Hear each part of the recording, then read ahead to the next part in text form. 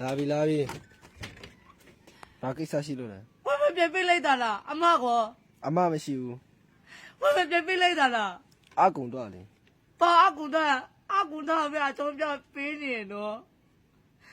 ဒီမှာတားတော့လိုင်းနဲ့အလုံးလုံးနေရတာဒီမှာကြည့်အခုဒီမနေ့လိုင်းနဲ့အလုံးလုံးမရတော့ဘူးအခုသမင်းငတ်နေပြီအကူတိုင်းပါပေးနေတဲ့ခါလေးဝေထားတယ်မကြည့်ဘူးလား ပါပတ်တဲ့အကုံတော့လေအခုတလုံးမင်းမ အများကြီးဝေထားလေ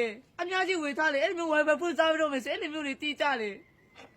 အနောက်ချက်ဖြစ်တယ်တကယ်တုံးနေတဲ့သူကအနောက်ချက်ဖြစ်တယ်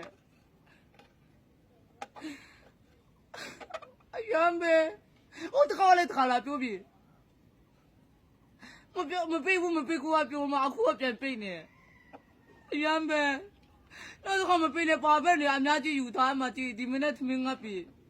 အလုံးမလို့ရတော့အလုံးမဝင်ရတော့ဘူးတကယ်ပါလည်းမကြည့်ဘူးနောက်တစ်ခါမပေးနဲ့တော့ အေးနောက်တစ်ခေါက်မဖြစ်စေရအောင် အဲ့လိုမျိုးပဲပြောဟိုတနေ့အမလေနေမိမလားမသိအဲ့လိုမျိုးပဲပြောတာဟုတ်တယ်တကယ်ရမ်းပဲလိုင်းနေအလုံးလုံးနေရပါဆိုမှနောက်တစ်ခါမပေးနဲ့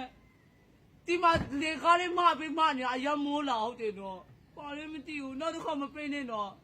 ဒီတစ်ခါကနောက်တစ်ခါဓာတ်လေးလာခဲ့ပါပါလည်းမသိဘူးဟုတ်ပြီပါလည်းမသိဘူး